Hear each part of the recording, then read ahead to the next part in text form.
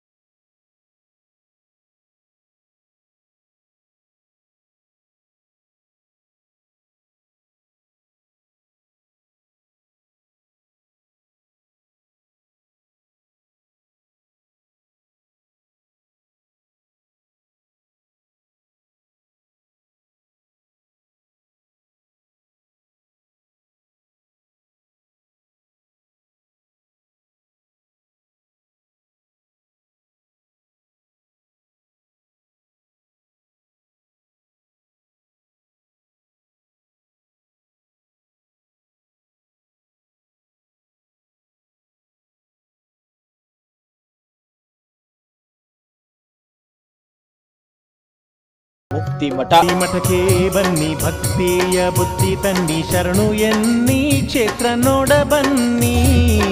ಶಿವಸಿದ್ಧ ಸೋಮೇಶ್ವರರ ಈ ಕ್ಷೇತ್ರ ಜ್ಞಾನದ ಛತ್ರ. ಹೌದು, ಬೆಳಗಾವಿ ನಗರದಿಂದ 15 ಕಿಲೋಮೀಟರ್ ದೂರದಲ್ಲಿ ರಾಶಿ ರಾಶಿಯಾಗಿ ಬೆಳೆದು ನಿಂತ ಬಿಲ್ವ ಮರಗಳ ಮಧ್ಯೆ ಇರುವ ಈ ಮುಕ್ತಿ ಮಠ ಹಲವು ವಿಶೇಷತೆಗಳನ್ನ ತನ್ನ ಮಡಿಲಲ್ಲಿ ಹೊತ್ತು ನಿಂತಿದೆ. ಸಾಧು ಸತ್ಪುರುಷರು, ಋಷಿ ಮುನಿಗಳು ನೆಲೆಸಿ ಪಾವನವಾದ ಈ ಭವ್ಯ ಕ್ಷೇತ್ರ ನಾವೆಲ್ಲರೂ ಒಂದು, ನಮ್ಮನ್ನು ಕಾಯುವ ಭಗವಂತನು ಒಬ್ಬನೇ ಎಂದು ಸರ್ವ ಧರ್ಮ ಸಮನ್ವತೆಯನ್ನ ಸಾರುತ್ತಿದೆ. ಭಕ್ತಿಗೂ ಶಕ್ತಿಗೂ ಸೇವೆಗೂ ತನ್ನನ್ನ ತೊಡಗಿಸಿಕೊಂಡಿರುವ ಮುಕ್ತಿಧಾಮ ಧಾರ್ಮಿಕ ಪರಂಪರೆಯನ್ನ ಮುನ್ನಡೆಸಿಕೊಂಡು ಬರುತ್ತಿದೆ. ದೇವಿ ವರ ಪ್ರಸಾದ ಪಡೆದ, ಕಠೋರ ತಪಸ್ಸಿನ ಸಿದ್ಧಿ ಪಡೆದ ತಪೋರತ್ನ ಶಿವ ಸಿದ್ಧ ಸೋಮೇಶ್ವರ ಮಹಾಸ್ವಾಮಿಗಳ ಮಾರ್ಗದರ್ಶನದಲ್ಲಿ ಒಂದು ಜಾಗೃತ ಶಕ್ತಿ ಕೇಂದ್ರವಾಗಿದ್ದು ಬೆಳಗಾವಿಯನ್ನ ಭೂ ಕೈಲಾಸವನ್ನಾಗಿ ಮಾಡಿದೆ. ಕುಂದಾನಗರಿಯಲ್ಲಿದೆ ಮನಮೋಹಕ ಕೈಲಾಸ ಪರ್ವತ. ಮಠಕ್ಕೆ ಬನ್ನಿ, ಭಕ್ತಿಯ ಬುತ್ತಿ ತನ್ನಿ, ಶರಣು. ಇದು ಧರ್ಮ ಕ್ಷೇತ್ರವಷ್ಟೇ ಅಲ್ಲ, ದೈವಿ ಶಕ್ತಿಗಳ ಸಂಗಮ.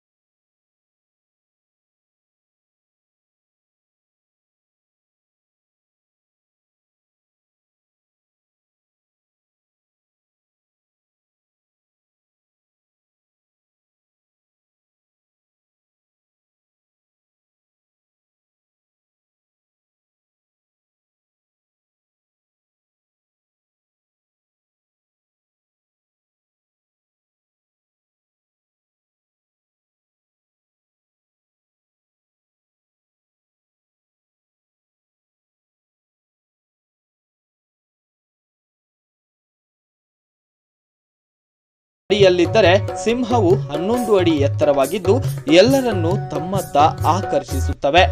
ಮುಕ್ತಿ ಮಠವನ್ನ ಭಕ್ತ ಸಮೂಹ ಪ್ರವೇಶಿಸಬೇಕೆಂದರೆ ಈ ಕೈಲಾಸ ಪರ್ವತದ ಮಧ್ಯೆ ನಿರ್ಮಿಸಿರುವ ಗುಹೆಯಂತಹ ರಚನೆಯಲ್ಲಿಯೇ ದಾಟಿ ಹೋಗಬೇಕಾಗಿದೆ. ಹೀಗೆ ಕೈಲಾಸ ಪರ್ವತವನ್ನ ಪ್ರವೇಶಿಸುವ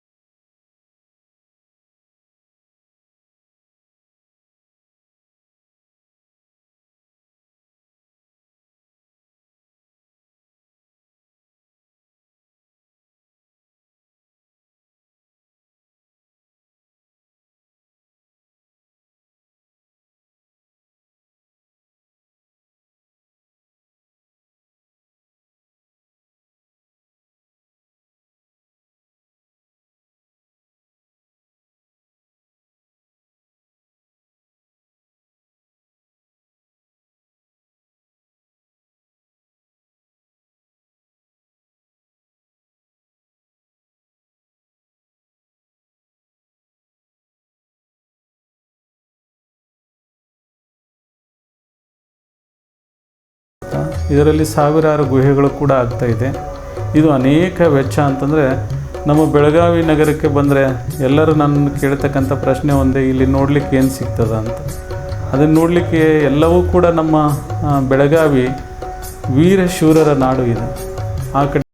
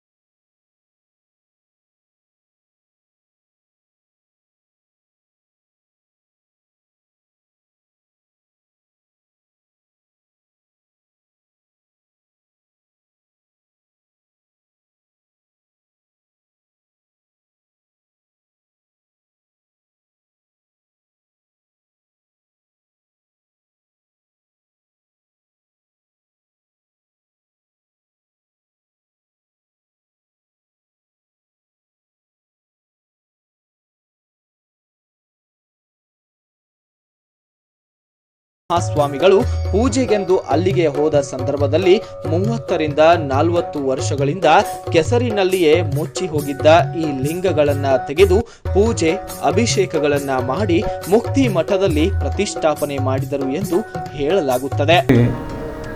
ಇಲ್ಲಿ ಜೋಡಿ ಲಿಂಗಗಳು ಇವೆ. ಜೋಡಿ ಲಿಂಗ ಅಂದರೆ ನಾವು ಒಂದು ಉತ್ತರಾಭಿಮುಖವಾಗಿ ಒಂದು ದಕ್ಷಿಣಾಭಿಮುಖವಾಗಿ ಕಾಣ್ತಕ್ಕಂಥ ಬೃಹದಾಕಾರವಾಗಿರ್ತಕ್ಕಂಥ ಲಿಂಗ.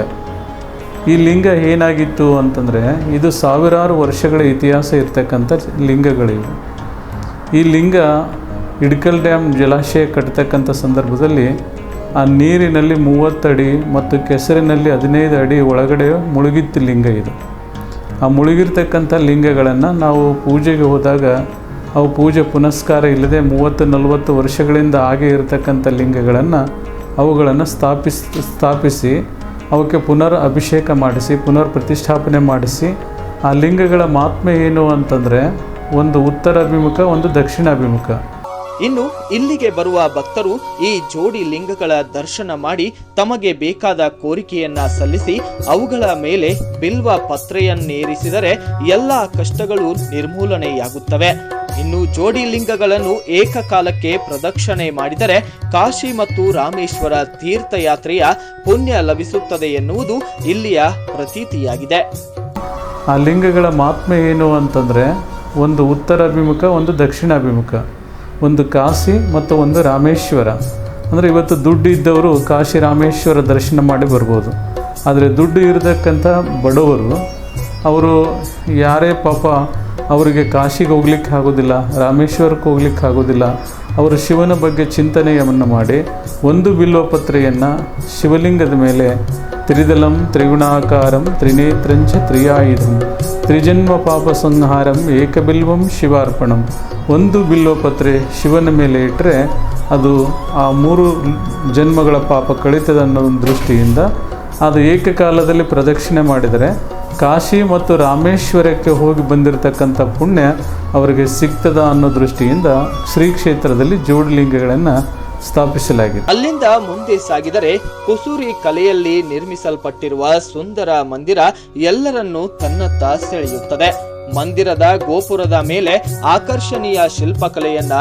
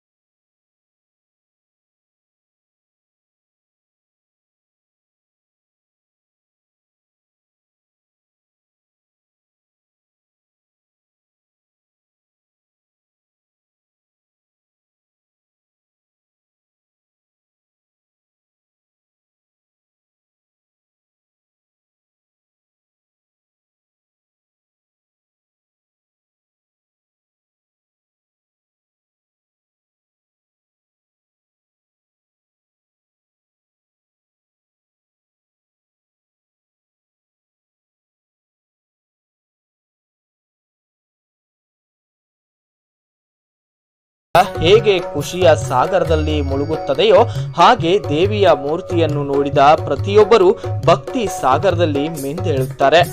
ಮಕರ ಸಂಕ್ರಾಂತಿಯಂದು ದೇವಿಯ ಉತ್ಸವವನ್ನ ಅದ್ಧೂರಿಯಾಗಿ ಆಚರಣೆ ಮಾಡಲಾಗುತ್ತದೆ. ಈ ಸಂದರ್ಭದಲ್ಲಿ ಸಾವಿರಾರು ಭಕ್ತರು ಈ ಮುಕ್ತಿದಾತೆಯ ದರ್ಶನವನ್ನ ಪಡೆದು ಪುನೀತರಾಗುತ್ತಾರೆ. ಆ ನಂತರದಲ್ಲಿ ಮುಕ್ತಾಂಬಿಕೆ ಕೈಯಲ್ಲಿ ಗಿಣಿಯನ್ನು, ತನ್ನ ಪಾದದಡಿಯಲ್ಲಿ ಶ್ರೀಚಕ್ರವನ್ನು ಹಿಡಿದು ನೆಲೆಸಿರತಕ್ಕಂಥ ಆ ತಾಯಿಯನ್ನು ನೋಡುವುದೇ ಒಂದು ಸುಂದರ ರೂಪ. ಎಂಥ ಕಟಕನ ಮನಸ್ಸಿನಲ್ಲಿಯೂ ಕೂಡ ಭಕ್ತಿ ಮೂಡಿ ಬರತಕ್ಕಂಥದ್ದು. ಮಹಾತಾಯಿ ಮುಕ್ತಾಂಬಿಕೆಯ ದಿವ್ಯ ದರ್ಶನವನ್ನು ಹಲವಾರು ಭಕ್ತರು ಶ್ರದ್ಧಾ ಭಕ್ತಿಯಿಂದ ಮಕರ ಸಂಕ್ರಾಂತಿಯಲ್ಲಿ ಆಕೆ ಉತ್ಸವವನ್ನು ಮಾಡ್ತಾರೆ. ಜನನಿ ಜನ್ಮಕ್ಕೆ ಮೂಲನಿ, ತಾಯಿನೇ ಎಲ್ಲಕ್ಕೂ ಶ್ರೇಷ್ಠ. ತಾಯಿಗಿಂತ ತಂದೆಗಿಂತ ತಾಯಿಯಲ್ಲಿ ಮಕ್ಕಳಿಗೆ ಹೆಚ್ಚು ಸಲಿಗೆ ಇರುತ್ತದೆ. ಅದರಂತೆ ಆ ಶಕ್ತಿ ಮಾತೆಯಾಗಿರ್ತಕ್ಕಂಥ ಆ ಶಕ್ತಿಯಲ್ಲಿ ಹಲವಾರು ಭಕ್ತರು ತಮ್ಮ ಹರಕೆಗಳನ್ನು, ತಮ್ಮ ಮನಸ್ಸಿನ ಅಳಲನ್ನು ತೋಡಿಕೊಂಡು ಶಾಂತಿಯಿಂದ ಮುಕ್ತಿ ಪಡೆದು ಎಲ್ಲ ಕಷ್ಟಗಳಿಗೂ ಮುಕ್ತಿ ಕೊಡುವಾಕೆ, ಎಲ್ಲದಕ್ಕೂ ಎಲ್ಲ ದುಷ್ಟರಿಂದ, ಎಲ್ಲ ಕಷ್ಟಗಳಿಂದ, ಎಲ್ಲ ಆಪತ್ತುಗಳಿಂದ ಪಾರು ಮಾಡುವಂಥ ಮುಕ್ತವಾಗಿರ್ತಕ್ಕಂಥ ಮುಕ್ತಾಂಬಿಕೆ. ಹಾಗಾಗಿ ಎಲ್ಲವೂ ಕಷ್ಟಗಳಿಂದ ಮುಕ್ತ ಮಾಡುವುದಕ್ಕಾಗಿ ಆಕೆ ಹೆಸರು ಮುಕ್ತಾಂಬಿಕೆ ಅಂತಿದೆ. ಮನುಷ್ಯನ ಜನ್ಮ ಕೊನೆಯದು ಮೋಕ್ಷಕ್ಕಾಗಿ, ಆತ ಮೋಕ್ಷ ಪಡೆಯುವುದಕ್ಕಾಗಿ ಆಕೆ ಆರಾಧನೆ ಮಾಡಿ ಮುಕ್ತಿಯನ್ನು ಪಡಿತಕ್ಕಂಥ ಈ ಸಂದರ್ಭ ಮುಕ್ತಿ ಮಠದಲ್ಲಿ ಆ ತಾಯಿ ನೆಲೆಸಿದ್ದಾಳೆ. ಮುಕ್ತಾಂಬಿಕೆಯ ಬಳಿಕ ಮುಕ್ತಿ ಮಠಕ್ಕೆ ಮತ್ತೊಂದು ಮುಕುಟವೇ 12 ಜ್ಯೋತಿರ್ಲಿಂಗಗಳು. ಮನುಷ್ಯ ತಾನು ಮಾಡಿದ ಪಾಪಗಳನ್ನ ಕಳೆದುಕೊಂಡು ಮುಕ್ತಿ ಪಡೆಯಬೇಕೆಂದರೆ 12 ಜ್ಯೋತಿರ್ಲಿಂಗಗಳ ದರ್ಶನ ಮಾಡಬೇಕೆಂದು ಧರ್ಮ ಗ್ರಂಥಗಳು ಹೇಳುತ್ತವೆ. ಹಿಮಾಲಯದ ಕೇದಾರನಾಥ, ಶ್ರೀಶೈಲಂ, ಮಲ್ಲಿಕಾರ್ಜುನ ಅಷ್ಟೇ ಅಲ್ಲದೆ ಈ ಜ್ಯೋತಿರ್ಲಿಂಗಗಳು ಶಿವನ ಅವತಾರಗಳಾಗಿದ್ದು ಸೌರಾಷ್ಟ್ರ, ಸೋಮನಾಥ ಸೇರಿದಂತೆ ಉಜ್ಜಯಿನಿ, ಮಹಾಕಾಲ, ವಾರಣಾಸಿಯ ವಿಶ್ವೇಶ್ವರ, ದ್ವಾರಕೆಯ ನಾಗೇಶ್ವರ, ಹೀಗೆ ಹಿಮಾಲಯದಿಂದ ಕನ್ಯಾಕುಮಾರಿಯವರೆಗೆ ಒಂದೊಂದು ಕ್ಷೇತ್ರದಲ್ಲಿ ಒಂದೊಂದು ಹೆಸರಿನ ಲಿಂಗದ ರೂಪದಲ್ಲಿ ಭಸ್ಮಪ್ರಿಯ ನೆಲೆಸಿದ್ದಾನೆ. ಈ ಎಲ್ಲ ಲಿಂಗಗಳ ದರ್ಶನವನ್ನ ಮುಕ್ತಿ ಮಠದಲ್ಲಿಯೇ ಮಾಡಬಹುದಾಗಿದ್ದು 12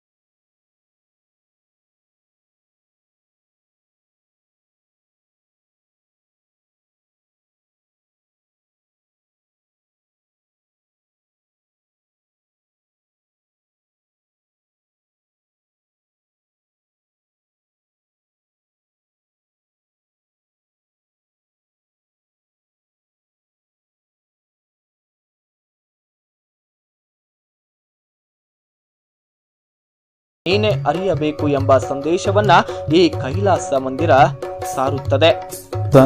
ಅಂದರೆ ಇವತ್ತು ನೀವು ಆ ಮೆಟ್ಟಿಲುಗಳನ್ನು ಹತ್ತಿ ಜ್ಯೋತಿರ್ಲಿಂಗ ದಾಟಿದಾಗ ಕೊನೆಯದಾಗಿ ಶಿವ ಶಕ್ತಿ ದರ್ಶನ ಆಗ್ತದೆ. ಅದರಲ್ಲಿ ಹಲವಾರು ಸಹಸ್ರ ರೂಪ, ಅಂದರೆ ನಿನ್ನ ಬಿಂಬ, ನಿನ್ನ ರೂಪ, ನೀನೇ ಎಲ್ಲವನ್ನ ಸಿಂಹ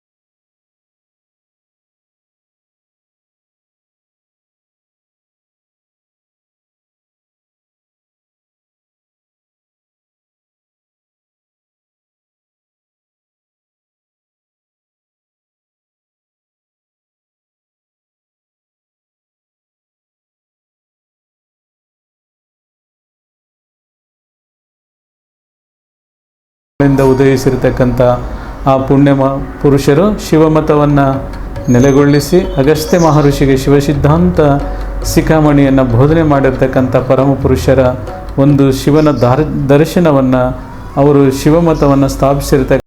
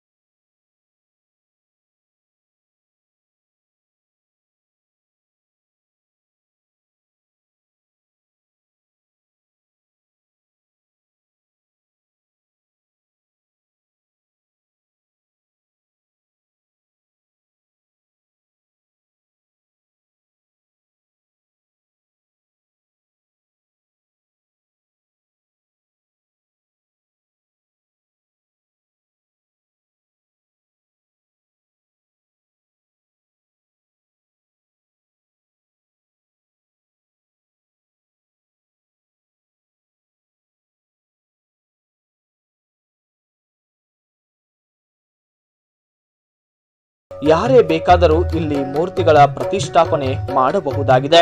ಅಲ್ಲಿ ಶ್ರವಣಕುಮಾರ, ಅಕ್ಕಮಹಾದೇವಿ, ಹೇಮರೆಡ್ಡಿ ಮಲ್ಲಮ್ಮ ಇಂಥ ಅನೇಕ ಪುರುಷರು, ಅಂದರೆ ಈ ಒಂದು ಮೂರ್ತಿಗಳಿಂದ ಒಂದೊಂದು ಜನರಿಗೆ ಸಂದೇಶ. ಶ್ರವಣಕುಮಾರ ತನ್ನ ತಂದೆ ತಾಯಿಯನ್ನು ಎತ್ತುಕೊಂಡು ತೀರ್ಥಯಾತ್ರೆ ಮಾಡ್ತಕ್ಕಂಥ ಒಂದು ಮೂರ್ತಿಯನ್ನು ಇಲ್ಲಿ ಸ್ಥಾಪಿಸಲಾಗಿದೆ. ಇದರಿಂದ ತಂದೆ ತಾಯಿ ಸೇವೆ ಮಾಡೋದರಿಂದ ಮಕ್ಕಳಿಗೆ ಯಾವ ಪುಣ್ಯ ಲಭಿಸ್ತದೆ ಮತ್ತು ಮಾತೃದೇವೋಭವ ಪಿತೃದೇವೋಭವ ಅಂತಕ್ಕಂಥದ್ದನ್ನು ನಾವೆಲ್ಲರೂ ಅರಿತು ತಂದೆ ತಾಯಿಯ ಸೇವೆಯನ್ನು ಮಾಡಬೇಕು. ಎಲ್ಲ ದೇವರುಗಳ ಪೂಜೆ ಮಾಡುವುದಕ್ಕಿಂತ ಹೆತ್ತ ತಂದೆ ತಾಯಿ ಪೂಜೆ ಮಾಡುವುದು ಭಾಳ ಶ್ರೇಷ್ಠ ಇದೆ. ತಾಯಿಗೆ ಸಮಾನವಾಗಿರ್ತಕ್ಕಂಥ ಬಂಧು ಇಲ್ಲ, ತಂದೆಗೆ ಸಮಾನವಾಗಿರ್ತಕ್ಕಂಥ ಶಕ್ತಿ ಇಲ್ಲ.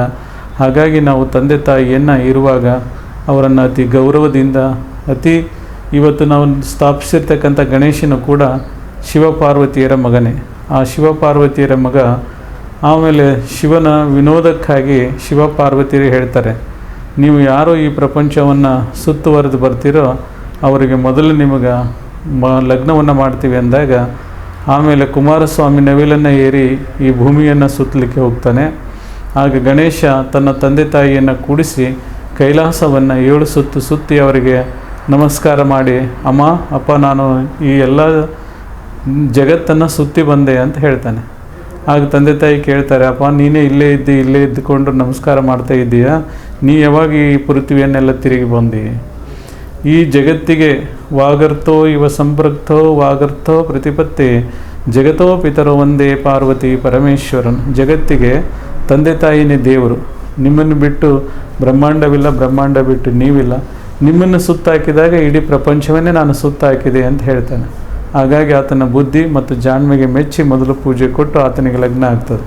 ಅದರಂತೆ ಆತನು ತಂದೆ ತಾಯಿಯ ಸೇವೆಯನ್ನು ಮಾಡ್ತಕ್ಕಂಥದ್ದು. ಹಾಗಾಗಿ ನಾವೆಲ್ಲರೂ ತಂದೆ ತಾಯಿಯ ಸೇವೆಯನ್ನು ಮಾಡಬೇಕನ್ನೋ ದೃಷ್ಟಿಯಿಂದ ಶ್ರವಣಕುಮಾರನ ಪ್ರತಿಷ್ಠೆ, ಆಮೇಲೆ ಪತಿವ್ರತಾ ಧರ್ಮವನ್ನು ಉಳಿಸಲಿಕ್ಕೆ ಹುಚ್ಚನಾಗಿರ್ತಕ್ಕಂಥ ಗಂಡನ ಜೊತೆ ತನ್ನ ಬದುಕನ್ನು ಕಟ್ಟಿಕೊಂಡು ಇವತ್ತು ಶ್ರೀಶೈಲದಲ್ಲಿ ಹೇಮರೆಡ್ಡಿ ಮಲ್ಲಮ್ಮನಾಗಿ ಎಲ್ಲರ ಬಾಯಿಯಲ್ಲಿರ್ತಕ್ಕಂಥ ಆ ತಾಯಿಯ ಸ್ಮರಣೆಗಾಗಿ ಆಕೆಯ ಮೂರ್ತಿ.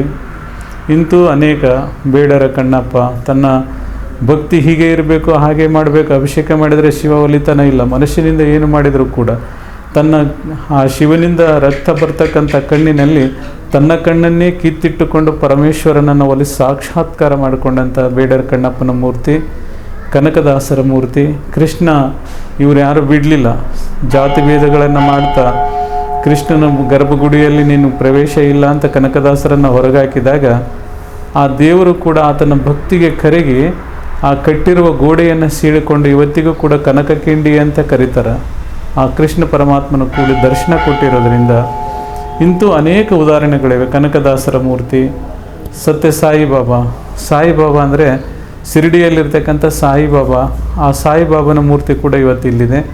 ಅವರ ಸಂದೇಶ ಏನಾಗಿದೆ ಅಂದರೆ ಸಬ್ಕ ಮಾಲಿಕ್ ಏಕೈ, ಎಲ್ಲರ ನಮ್ಮ ತಂದೆ ಒಬ್ಬನೇ ಇದ್ದಾನೆ, ಎಲ್ಲರ ಮಾಲೀಕ ಒಬ್ಬನೇ ಇದ್ದಾನೆ ಅಂತಕ್ಕಂಥ ಸಂದೇಶ ಕೊಡೋದರಿಂದ ಇವತ್ತು ಸಾಯಿಬಾಬರ ಮೂರ್ತಿ ಇದೆ. ಇನ್ನು ಇಲ್ಲಿ ವಿಶ್ವಕರ್ಮ ಸಮಾಜದ ಮೌನೇಶ್ವರ ಮೂರ್ತಿ, ಅವರು ಕೂಡ ಏನು ಸಾರಿದ್ದಾರೆ ಅಂತಂದರೆ ಎಲ್ಲ ಧರ್ಮ ಒಂದೇ ಅಂತಕ್ಕಂಥದ್ದನ್ನು ಸಾರಿರೋದ್ರಿಂದ ಅವರ ಮೂರ್ತಿ ಕೂಡ ಇಲ್ಲಿದೆ. ಇನ್ನು ಈ ಮುಕ್ತಿ ಮಠ ಭಾರತ ಅಥವಾ ಒಬ್ಬರಿಗೆ ಎಲ್ಲರಿಗೂ ಒಬ್ಬರಿಗೆ ಸಂಬಂಧಪಟ್ಟಂಥ ಕ್ಷೇತ್ರ ಅಲ್ಲ, ಭಾರತ ನಾಡಿನಾದ್ಯಂತ ಇರತಕ್ಕಂಥ ಎಲ್ಲರಿಗೂ ಕೂಡ ಇದು ಪವಿತ್ರವಾಗಿರ್ತಕ್ಕಂಥ ಪುಣ್ಯಸ್ಥಳ. ಹಾಗಾಗಿ ಇಲ್ಲಿ ಮಹಾರಾಷ್ಟ್ರದ ಒಬ್ಬ ರಾಜ್ಯನಾಗಿರ್ತಕ್ಕಂಥ ಹಿಂದೂ ಧರ್ಮದ ಸ್ಥಾಪಕನಾಗಿರ್ತಕ್ಕಂಥ ಶಿವಾಜಿ ಮೂರ್ತಿಯು ಕೂಡ ಭವಾನಿ ಮೂರ್ತಿ ಕೊಡ್ತಕ್ಕಂಥದ್ದು ಕೂಡ ನಾವಿಲ್ಲಿ ಮಾಡ್ತಾ ಇದ್ದೀವಿ. ಆ ಪ್ರತ್ಯೇಕವಾಗಿ ಒಂದೇ ಎಲ್ಲ ರಾಜ್ಯದ ಆದರ್ಶನಿಕ ಮತ್ತು ಎಲ್ಲ ಮಹಾತ್ಮರ ಮತ್ತು ಎಲ್ಲ ಧರ್ಮಗಳ ಮೂರ್ತಿಗಳನ್ನು ಕೂಡ ಇಲ್ಲಿ ನಾವು ಪ್ರತಿಷ್ಠಾಪನೆ ಮಾಡ್ತಾ ಇದ್ದೀವಿ.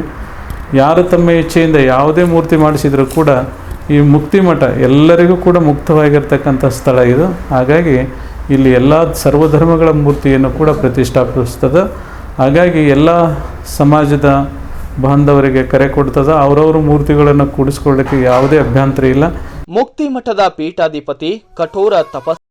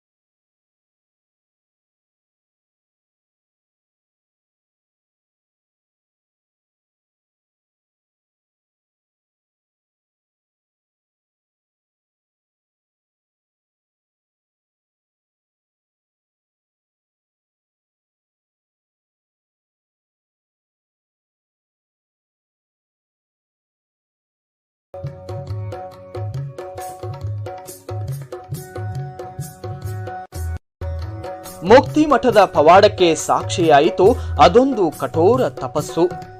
1 ವರ್ಷ ಆಹಾರವಿಲ್ಲ, ನೀರಿಲ್ಲ, ಆದರೂ ಎದ್ದು ಬಂದ ದೇವ ಮಾನವ. 20 ವರ್ಷಗಳ ಹಿಂದೆ ಅಂದರೆ 2002 ಮತ್ತು 2003ರಲ್ಲಿ ಜಗತ್ತೇ ದಿಗ್ಭ್ರಾಂತವಾಗಿ ಮುಕ್ತಿ ಮಠದತ್ತ ನೋಡುತ್ತಾ ಕುಳಿತಿತ್ತು. ಎಲ್ಲದಕ್ಕೂ ಆ ವೈಜ್ಞಾನಿಕ ಲೇಪನ ಹಚ್ಚುವ ಜ್ಞಾನಿಗಳು ಮೌನವಾಗಿದ್ದರು. ಪವಾಡಗಳೇ ಇಲ್ಲ, ದೇವರುಗಳೇ ಸುಳ್ಳು ಎನ್ನುವವರಿಗೆ ಕಲಿಯುಗದಲ್ಲೊಂದು ನಡೆದ ಅಚ್ಚರಿಯ ಸನ್ನಿವೇಶ ಕಂಡು ದಿಗ್ಭ್ರಾಂತರಾಗಿದ್ದರು. ಕಲಿಯುಗದಲ್ಲಿ ಯಾವುದು ಸಾಧ್ಯವಿಲ್ಲ ಎನ್ನಲಾಗುತ್ತಿತ್ತೋ ಅದು ಸಾಧ್ಯ ಎಂದು ಸಾಬೀತುಪಡಿಸಿದ್ದರು ದೇವಮಾನವ ಶಿವಸಿದ್ಧ ಸೋಮೇಶ್ವರ ಮಹಾಸ್ವಾಮಿಗಳು. ಅಂದು 2002 ಜನವರಿ 18 ಶಿವಸಿದ್ಧ ಸೋಮೇಶ್ವರರು 1 ವರ್ಷ ಅವಧಿಯ ಜೀವ ಸಮಾಧಿಯ ನಿರ್ಧಾರವನ್ನ ಕೈಗೊಂಡಿದ್ದರಂತೆ. ಬರೋಬ್ಬರಿ 365 ದಿನ ಆಹಾರ ನೀರು ಸೇವಿಸದೆ ಜ್ಞಾನ ಕೇಳಿಯುವ ಸಂಕಲ್ಪ ಕೂಡ ಅವರು ಮಾಡಿದ್ದರು. ಸ್ವಾಮೀಜಿಗಳ ನಿರ್ಧಾರ ಕೇಳಿದ ಭಕ್ತರಿಗೆಲ್ಲ ಆಶ್ಚರ್ಯದ ಜೊತೆಗೆ ಆತಂಕ. ಏಕೆ ಈ ನಿರ್ಧಾರವೆಂಬ ಭಯ ಹುಟ್ಟಿತ್ತಂತೆ. ಎಲ್ಲರೂ ಒಟ್ಟಾಗಿ ನಿರ್ಧಾರ ಬದಲಿಸುವಂತೆ ಪ್ರಾರ್ಥಿಸಿದರು. ಆದರೆ ಅವರು ಕೈಗೊಂಡ ನಿರ್ಧಾರ ಬದಲಾಗಲಿಲ್ಲ. ಶಿವನ ಆದೇಶವಿದೆ, ಮಾಡಲೇಬೇಕೆಂದು ಹೇಳಿ ಸಣ್ಣ ಕೋಣೆಯಂತಿದ್ದ ನೆಲ ಮಾಳಿಗೆಯನ್ನ ಸೇರಿಯೇ ಬಿಟ್ಟರು. 1 ವರ್ಷದವರೆಗೆ ಅದನ್ನು ತೆಗೆಯದಂತೆ ಭಕ್ತರಿಗೆ ಸೂಚನೆಯನ್ನ ಕೊಟ್ಟಿದ್ದರಂತೆ. ಅಲ್ಲಿಂದ ಶುರುವಾಯಿತು ಕಠೋರ ತಪಸ್ಸು. ಆಹಾರ ನೀರಿಲ್ಲದೆ ಎಲ್ಲವನ್ನ ತ್ಯಜಿಸಿ ಕೇವಲ 10 ದಿನ ಬದುಕಲು ಸಾಧ್ಯವಿಲ್ಲ. ಇನ್ನು 1 ವರ್ಷ ಹೇಗೆ ತಪಸ್ಸು ಮುಗಿಸಿ ಜೀವಂತ ಬರಲು ಸಾಧ್ಯ ಎಂದು ಜನ ಮಾತನಾಡಲು ಪ್ರಾರಂಭಿಸಿದ್ದರು. 2002 ಜನವರಿ 18ರಿಂದ ಪರ ಶಿವನೊಂದಿಗೆ ಶುರುವಾದ ಈ ಸೆಣಸಾಟ 2003 ಜನವರಿ 18ಕ್ಕೆ ಮುಕ್ತಾಯಗೊಂಡಿದೆ. ಎಲ್ಲ ಭಕ್ತರಿಗೆ ಕಾತುರತೆ ಆಗ ಹೆಚ್ಚಾಗಿತ್ತು. ಅಂದು ಆತುರತೆಯಿಂದ ನೆಲಮಾಳಿಗೆಯ ಕದವನ್ನು ತೆಗೆದು ನೋಡಿದಾಗ ಅಲ್ಲಿ ಶಿವಸಿದ್ಧ ಸೋಮೇಶ್ವರ ಮಹಾಸ್ವಾಮಿಗಳ ಬಡುಕಲು ದೇಹ ಮೌನವಾಗಿ ಕುಳಿತಿತ್ತು. ಆದರೆ ದೇಹದೊಳಗಿದ್ದ ಅಂತರಾತ್ಮ ಶಿವನೊಂದಿಗೆ ಮಾತುಗಳನ್ನ ಮುಂದುವರೆಸಿತ್ತು. ಬಳಿಕ ಅವರನ್ನು ಹೊರಗೆ ಕರೆದು ತಂದು ಆಸ್ಪತ್ರೆಗೆ ರವಾನಿಸಲಾಗಿದ್ದು ಚಿಕಿತ್ಸೆಯನ್ನ ಪ್ರಾರಂಭಿಸಲಾಯಿತು. ಆಹಾರ ನೀರು ಸೇವಿಸದೆ 1 ವರ್ಷ ನಿಶ್ಚಲವಾಗಿ ಕುಳಿತಿದ್ದ ಈ ದೇಹ ಬದುಕುವುದೇ ಸಾಧ್ಯವಿಲ್ಲವೆಂದು ವೈದ್ಯಲೋಕ ಹೇಳುವ ಸಂದರ್ಭದಲ್ಲಿ ಆಹಾರ ನೀರು ಸೇವಿಸದೆ 1 ವರ್ಷ ನಿಶ್ಚಲವಾಗಿ ಕುಳಿತಿದ್ದ ಈ ದೇಹ ಬದುಕುವುದೇ ಸಾಧ್ಯವಿಲ್ಲವೆಂದು ವೈದ್ಯಲೋಕ ಹೇಳುವ ಸಂದರ್ಭದಲ್ಲಿ ದಿನದಿಂದ ದಿನಕ್ಕೆ ಆರೋಗ್ಯದಲ್ಲಿ ಸುಧಾರಣೆಯಾಗಲಾರಂಭಿಸಿತ್ತು. ದೇವರನ್ನೇ ಗೆದ್ದ ಈ ದೇಹಕ್ಕೆ ವೈದ್ಯ ಲೋಕವನ್ನು ಗೆಲ್ಲುವುದು ದೊಡ್ಡ ವಿಷಯವೇನು ಅಲ್ಲವಲ್ಲವೇ?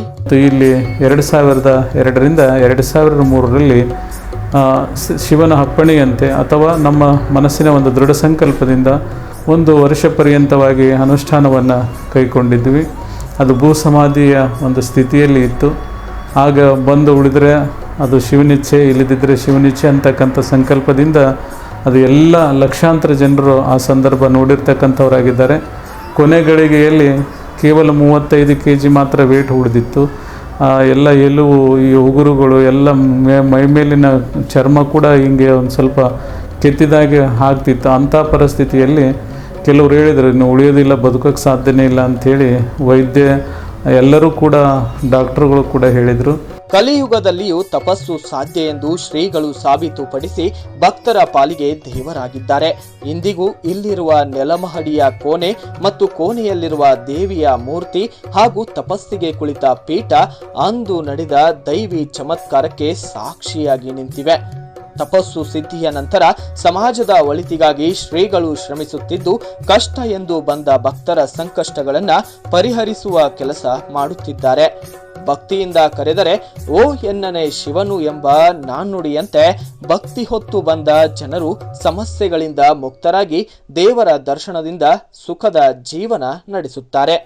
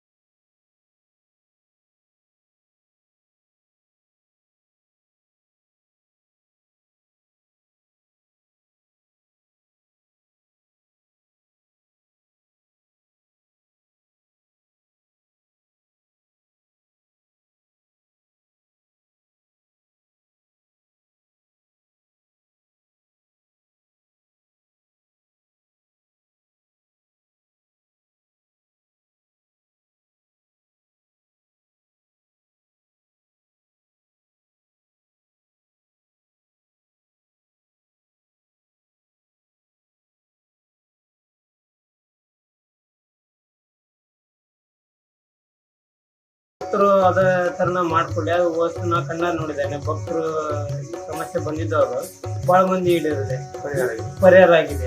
ನಾ ಕಣ್ಣಾರ ನೋಡಿದ್ದೇನೆ. ಕಣ್ಣಾರ ನೋಡ್ಬಿಟ್ಟು ಈಗ ಬಹಳ ಮಂದಿ ಭಕ್ತರು ಬರ್ತಾರೆ. ವಿಶೇಷವಾದ ವಸ್ತು ರೂಪದಲ್ಲಿ ಕೊಡ್ತಾರೆ, ಈ ಕಾರ್ಯ ಮಾಡಿರೋ ಸಲಹೆ ಕೊಡ್ತಾರೆ.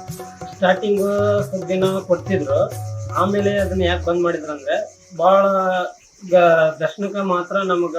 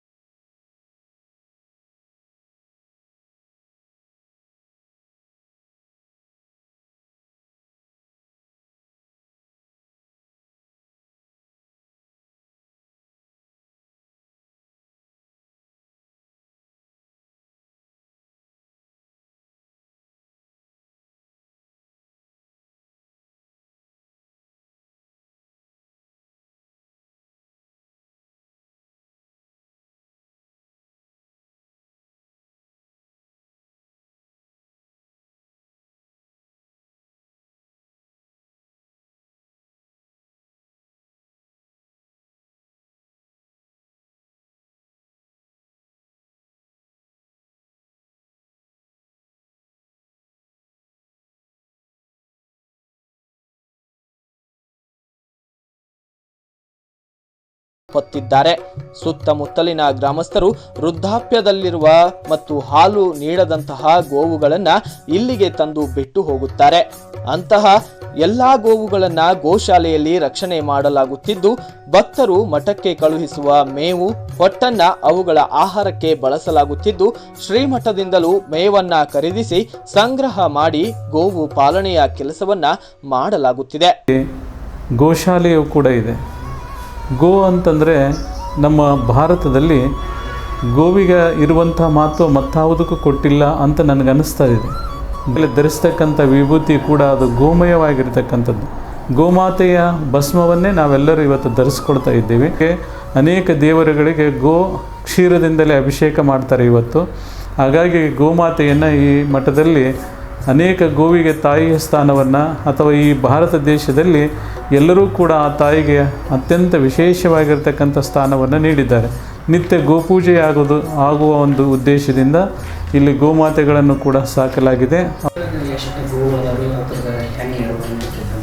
ಅದು ಗೋಶಾಲೆಯಲ್ಲಿ ಸುಮಾರು 200 ಆಕಳುಗಳು, ಅದರಲ್ಲಿ ಈಗ ಕಡಿಮೆ ಆಗ್ತದೆ. ಅಂದರೆ ಸಾಕುವಂಥವರಿಗೆ ಈಗ ಮೇವಿನ ನಿರ್ವಹಣೆ ಇವೆಲ್ಲ ಖರ್ಚುಗಳನ್ನು ನೋಡಿದಾಗ, ಇನ್ನು ಬೆಳಗಾವಿ ಭಾಗದಲ್ಲಿ ಇರ್ತಕ್ಕಂಥ ಅನೇಕ ಮಾರ್ವಾಡಿ ಜನಾಂಗದ ಭಕ್ತರು ನಮ್ಗೆ ಸಹಾಯ ಮಾಡ್ತಾ ಇದ್ದಾರೆ. ಪ್ರತಿ ತಿಂಗಳಲ್ಲಿ ಅವಕ್ಕೆ ಬೇಕಾಗ್ತಕ್ಕಂಥ ಒಂದು ಸ್ವಲ್ಪ ಅದು ಇದೇನಂತಾರೆ ಗೋಧಿ ಹೊಟ್ಟು ಅಂಥದ್ದು ಎಲ್ಲವನ್ನು ನೀಡ್ತಿದ್ದಾರೆ. ಆದರೆ ನಾವು ಶ್ರೀಮಠದಿಂದ ಕೂಡ ವರ್ಷದಲ್ಲಿ ಮೇವು ಸಂಗ್ರಹಣೆ ಅಂತಂದರೆ ಮಠದಿಂದನೇ ಅದಕ್ಕೆ ಬೇಕಾಗುವಷ್ಟು ಖರೀದಿಯನ್ನು ಮಾಡ್ತೀವಿ. ಮತ್ತು ಹೀಗಾಗಿ ಎಲ್ಲ ಹಸುಗಳ ನಿರ್ವಹಣೆ ಈ ರೀತಿ ನಡೆದಿದೆ. ಆದರೆ ಯಾರು ಮನೆಯಲ್ಲಿ ಹಾಲು ಕೊಡೋದಿಲ್ಲ ಅಂಥ ಹಸುವನ್ನು ತಂದು ನಮ್ಮ ಗೋಶಾಲೆಗೆ ಬಿಡ್ತಾರೆ. ಆದರೆ ಹಸು ಅಂದರೆ ನಾವು ಅದನ್ನು ಪಾಲನೆ ಮಾಡಬೇಕು, ಅದನ್ನು ರಕ್ಷಣೆ ಮಾಡಬೇಕು, ನಮ್ಮ ಕರ್ತವ್ಯ ಅದ. ಆದರೆ ಎಲ್ಲರಿಗೂ ಈ ಮನೋಭಾವನೆ ಬರಬೇಕು. ಗೋ ಅಂದರೆ ನಮ್ಮ ತಾಯಿ, ನಾವು ರಕ್ಷಣೆ ಮಾಡಬೇಕಂತಕ್ಕಂಥ ಮನೋಭಾವನೆ ಬರಬೇಕು. ಆ ರೀತಿಯಿಂದ ಈ ಎಲ್ಲರೂ ಕೂಡ ಕೆಲವು ತಿಳಿದಂಥ ಭಕ್ತರು ಸಹಾಯ ಮಾಡೋದರಿಂದ ಸಹಕಾರ ಮನೋಭಾವನೆಯಿಂದ ನಡೆದಿದೆ. ಇನ್ನು ಶ್ರೀ ಕ್ಷೇತ್ರ ಅನ್ನದಾಸೋಹಕ್ಕೂ ಮುಂಚೂಣಿಯಲ್ಲಿದ್ದು ದಿನನಿತ್ಯ ಅನ್ನದಾಸೋಹ ಕಾರ್ಯ ನಡೆಯುತ್ತಿದೆ. ಹಲವಾರು ಭಕ್ತರು ತಮ್ಮ ಹೊಲಗಳಲ್ಲಿ ಬೆಳೆದ ದವಸ ಧಾನ್ಯಗಳನ್ನ ಮಠಕ್ಕೆ ನೀಡುತ್ತಿದ್ದು, ಅದರಿಂದ ಅನ್ನದಾಸೋಹವನ್ನ ಮುಂದುವರೆಸಿಕೊಂಡು ಬರಲಾಗುತ್ತಿದೆ.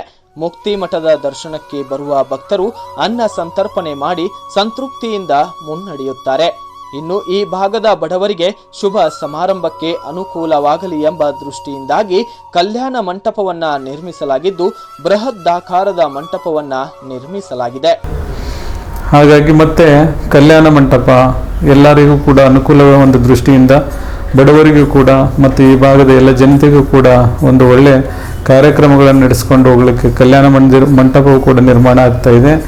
ಶಿಕ್ಷಣ ಕ್ಷೇತ್ರದಲ್ಲಿ ಮುಕ್ತಿ ಮಠದಿಂದ ಸೇವಾ ಕಾರ್ಯ ಮಾಡಲಾಗುತ್ತಿದ್ದು, ಬಡ ವಿದ್ಯಾರ್ಥಿಗಳು ಶಿಕ್ಷಣದಿಂದ ವಂಚಿತರಾಗಬಾರದೆಂಬ ಉದ್ದೇಶದಿಂದಾಗಿ ಶಾಲೆಯನ್ನ ಕೂಡ ಪ್ರಾರಂಭಿಸಲಾಗಿದೆ ಮತ್ತು ಮಠದಿಂದ ವಸತಿ ನಿಲಯವನ್ನ ಪ್ರಾರಂಭಿಸಲಾಗಿದ್ದು, ಹಲವಾರು ಸಂಖ್ಯೆಯಲ್ಲಿ ಬಡ ವಿದ್ಯಾರ್ಥಿಗಳು ಶಿಕ್ಷಣವನ್ನ ಇಲ್ಲಿ ಪಡೆಯುತ್ತಿದ್ದಾರೆ. ಬಡ ವಿದ್ಯಾರ್ಥಿಗಳಿಗೂ ಕೂಡ ವಿದ್ಯಾರ್ಥಿ ನಿಲಯ ಇದೆ. ಹೀಗಾಗಿ ಶಾಲೆಯಲ್ಲಿ ಬಡ ಮಕ್ಕಳು ಕೂಡ ಕಲಿತಕ್ಕಂಥ ವ್ಯವಸ್ಥೆ ಇದೆ. ಯಾರಿಗೂ ಬಡ ವಿದ್ಯಾರ್ಥಿಗಳಿದ್ದಾರೆ ಅವರಿಗೂ ಕೂಡ ಒಂದು ವಿದ್ಯಾರ್ಥಿ ನಿಲಯವನ್ನು ಬಹಳ ವರ್ಷಗಳಿಂದ 20 ವರ್ಷಗಳಿಂದ ನಡೆಸಿಕೊಂಡು ಬಂದದ್ದಾಗಿದೆ. ಹಾಗಾಗಿ ಅಂಥ ಮಕ್ಕಳು ಕೂಡ ಇಲ್ಲಿ ವಿಶೇಷವಾಗಿರತಕ್ಕಂಥ ಒಂದು ಲಾಭವನ್ನು ಪಡೆದುಕೊಳ್ಬೋದು. ಒಟ್ಟಿನಲ್ಲಿ ಕಷ್ಟವೆಂದು ಬರುವ ಭಕ್ತರ ಕೈ ಹಿಡಿದು ನಡೆಸುವ ಕಾರ್ಯವನ್ನ ಈ ಮುಕ್ತಿ ಮಠ ಮಾಡುತ್ತಿದ್ದು, ಸಮಸ್ಯೆಗಳಿಂದ ಸಮಾಜವನ್ನ ರಕ್ಷಿಸುವ ಜಾಗೃತ ಶಕ್ತಿಯಾಗಿ ಕಾರ್ಯವನ್ನ ನಿರ್ವಹಿಸುತ್ತಿದೆ. ಕನ್ಯಾಕುಮಾರಿಯಿಂದ ಕೈಲಾಸ ಪರ್ವತದವರೆಗೂ ಇರುವ ಜಾಗೃತ ಶಕ್ತಿ ಕೇಂದ್ರಗಳನ್ನು ತನ್ನಲ್ಲಿಯೇ ಹೊತ್ತುಕೊಂಡಿದ್ದ ಈ ಮುಕ್ತಿಮಠ ಕೇವಲ ಧಾರ್ಮಿಕ ಕೇಂದ್ರ ಮಾತ್ರವಾಗಿರದೆ ಒಂದು ಸುಂದರ ಪ್ರವಾಸಿ ತಾಣವಾಗಿ ಹೊರಹೊಮ್ಮಿದೆ. ಇನ್ನು ಸೇವಾ ಕ್ಷೇತ್ರದಲ್ಲಿಯೂ ತನ್ನದೇ ಕೊಡುಗೆಯನ್ನ ನೀಡುತ್ತಿರುವ ಈ ದಿವ್ಯ ಸ್ಥಳ ಪ್ರತಿಯೊಬ್ಬರಲ್ಲಿ ಸೇವಾ ಮನೋಭಾವನೆ ಮೂಡಿಸುವ ಕೆಲಸವನ್ನ ಮಾಡುತ್ತಿದೆ. ಕಲಿಯುಗದಲ್ಲಿಯೂ ದೇವರ ಅಸ್ತಿತ್ವವನ್ನ ಸಾಬೀತುಪಡಿಸಿದ ಶಿವಸಿದ್ಧ ಸೋಮೇಶ್ವರ ಮಹಾಸ್ವಾಮೀಜಿಗಳು ಲೋಕ ಕಲ್ಯಾಣಕ್ಕಾಗಿ ಮತ್ತು ಮಾನವ ಜನಾಂಗದ ಅಭಿವೃದ್ಧಿಗಾಗಿ ಸೇವಾ ಕಾರ್ಯವನ್ನ ಅಸ್ತ್ರವನ್ನಾಗಿಸಿಕೊಂಡು ನಿರಂತರ ಸೇವೆ ಮತ್ತು ರಕ್ಷಣಾ ಕಾರ್ಯದಲ್ಲಿ ತೊಡಗಿಕೊಂಡಿದ್ದಾರೆ. ಕೇವಲ ಒಂದು ಶಕ್ತಿ ಕೇಂದ್ರವಾಗಿರದೆ ಭೂಲೋಕಕ್ಕೆ ಒಂದು ಮಾದರಿ ಕೇಂದ್ರವಾಗಿರುವ ಈ ಮುಕ್ತಿ ಮಠಕ್ಕೆ ಸರ್ಕಾರದಿಂದಲೂ ಸಹಾಯ ಹಸ್ತ ದೊರೆತರೆ ಇನ್ನೂ ಹೆಚ್ಚು ಸೇವಾ ಕಾರ್ಯದಲ್ಲಿ ತೊಡಗಲು ಈ ಮುಕ್ತಿ ಮಠಕ್ಕೆ ಅನುಕೂಲವಾಗುತ್ತದೆ. ಇದುವೇ ಈ ಹೊತ್ತಿನ ವಿಶೇಷ. ಇಂತಹದ್ದೇ ಕುಂದಾನಗರಿಯಲ್ಲಿರುವ ಮತ್ತೊಂದು ವಿಶೇಷ ಸ್ಥಳದ ಪರಿಚಯ ಮಾಡಲು ಮತ್ತೆ ನಿಮ್ಮ ಮುಂದೆ ಬರುತ್ತೇವೆ. ಅಲ್ಲಿಯವರೆಗೂ ಹೆಚ್ಚಿನ ಅಪ್ಡೇಟ್ಗಳಿಗಾಗಿ ನಮ್ಮ ನ್ಯೂಸ್ ಚಾನೆಲ್ ಅನ್ನು ಲೈಕ್ ಮಾಡಿ, ಶೇರ್ ಮಾಡಿ ಮತ್ತು ಕಾಮೆಂಟ್ ಮಾಡಿ. ನಮಸ್ಕಾರ.